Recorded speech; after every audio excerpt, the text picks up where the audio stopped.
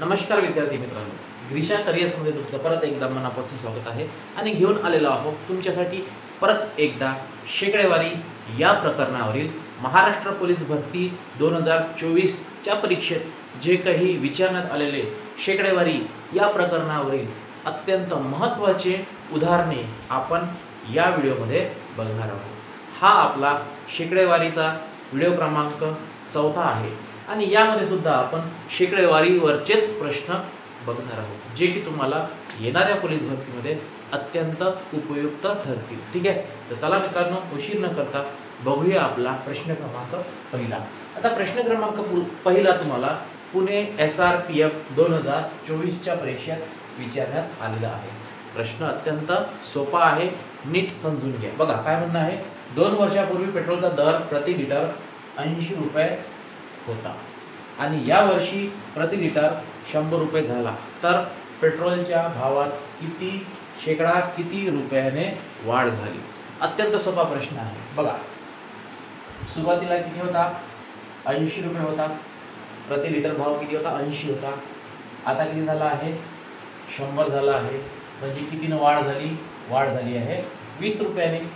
ठीक आहे, मग यालाच तुम्हाला कन्वर्ट करायचं। बघा, वाढ कशावर झाली आहे? सुरुवातीला 80 रुपये होती, 80 रुपयावर वाढ किती रुपयाने झाली आहे? 20 रुपयानं। तर तुम्हाला शेकडावार विचारली आहे, म्हणजे गुणिले 100 करायचं आहे।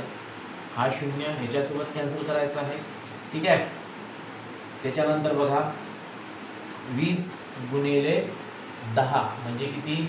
200 भागिले 8 कितीनं भाग जातो? बघा 25 न भाग जातो, म्हणजे 25%। 25 न भाग जातो म्हणजे 25%ने वाढ झाली आहे। पर्याय क्रमांक तिसरा। अत्यंत सोपा प्रश्न आहे, म्हणजे सुरुवातीला 80 रुपये प्रति लिटर पेट्रोल होतं, आता 100 रुपये झालं आहे, म्हणजे 20 रुपयाची वाढ झाली आहे। मग 20 रुपयाची वाढ कशावर झाली मित्रा? 80 रुपयाच्या पेट्रोलवर, म्हणजेच 80 पैकी 20 गुणिले 100। मला शेकडा काढायचा आहे, म्हणजे शेकडा टक्के किती वाढ? 25% वाढ। पर्याय क्रमांक तिसरा। अत्यंत सोपा प्रश्न हा होता आपला प्रश्न क्रमांक पहिला। आता नंतरचा प्रश्न बघा, दुसरा प्रश्न नागपूर SRPF 2024च्या परीक्षेत विचारण्यात आलेला आहे। प्रश्न असा आहे, एक शर्टाची किंमत, छापील किंमत 750 रुपये आहे। छापील किंमतीवर प्रथम शेकडा 15% सूट व नंतर शेकडा 10% अशा क्रमाने सूट देण्यात आली व तर शर्टाची विक्रीची अंतिम किंमत किती? बघा, अतिशय सोपा प्रश्न आहे। सुरुवातीला शर्टाची किंमत आहे 750 रुपये। ठीक आहे, या 750 वर सुरुवातीला 15% काय दिली आहे? सूट दिली आहे। मग 15% सूट म्हणजे 100 वर 15% सूट म्हणजे किती? 85%, आणि 85% म्हणजे 85 भागिले 100। ठीक आहे, आता ही झाली पहिली सूट, पण इथे न थांबता दुकानदार परत 10% काय देतो? सूट देतो। मग 10% सूट, 100 वर 10% सूट म्हणजे किती? 90%, आणि 90% म्हणजे 90 भागिले 100। आता ही झाली या उदाहरणाची मांडणी। याला तुला सॉल्व करायचं आहे। कसं? हा शून्य याच्यासोबत कॅन्सल, हा शून्य याच्यासोबत कॅन्सल। ठीक आहे, आता 75 गुणिले 85 गुणिले 9, 75 गुणिले 85 गुणिले 9 करून भागेला लिहायचं आहे 100। ठीक आहे, 85 गुणिले 75 गुणिले 9 याची जर तू गुणाकार करशील तर उत्तर येते 573। 75 आणि भागिले 100 आहे, 2 शून्य असल्यामुळे 2 अंक सोडून पॉईंट द्यायचा आहे, म्हणजेच 573.75 तुझं उत्तर येईल। पर्याय क्रमांक तिसरा। अतिशय सोपा प्रश्न आहे, म्हणजेच 2 वेळा सूट दिल्यानंतर तो शर्ट कितीला पडेल? 573.75 रुपयाला तो शर्ट पडेल। अशा प्रकारचा हा होता आपला प्रश्न क्रमांक दुसरा।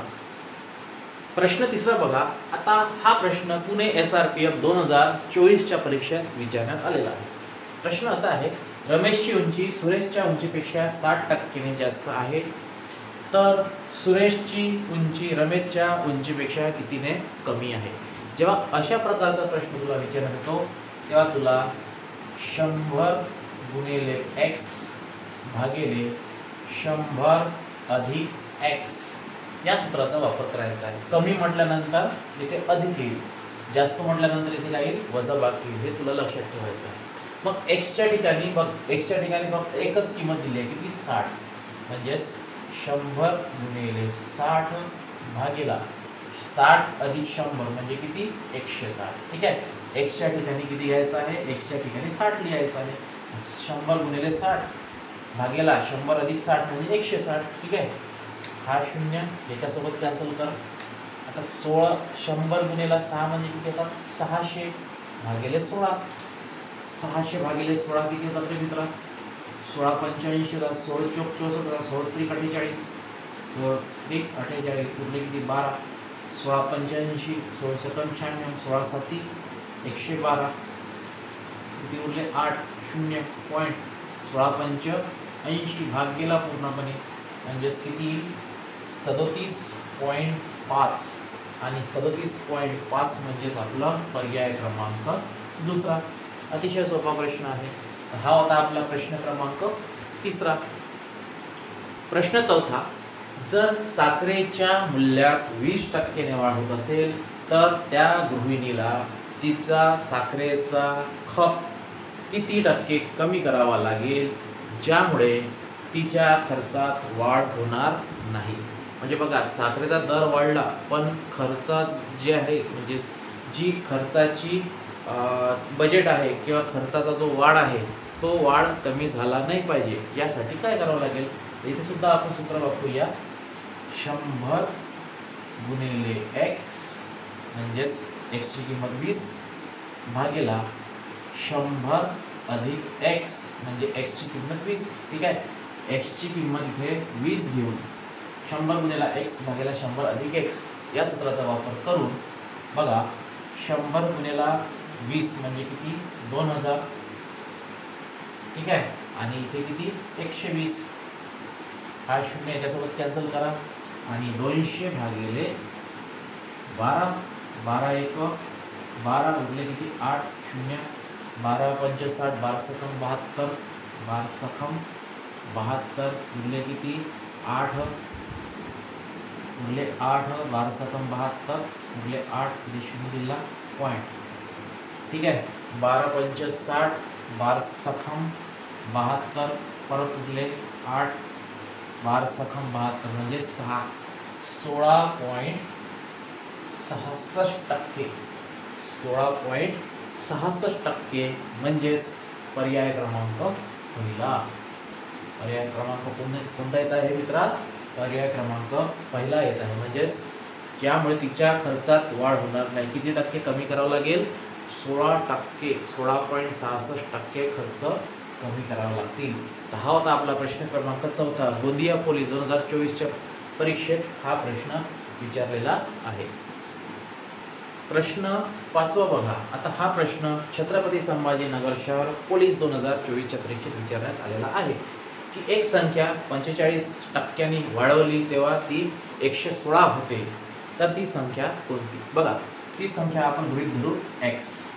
ही संख्या 45% वाढवली म्हणजे 100% होती पहिले, 45 ने वाढवली म्हणजेच किती, 145%.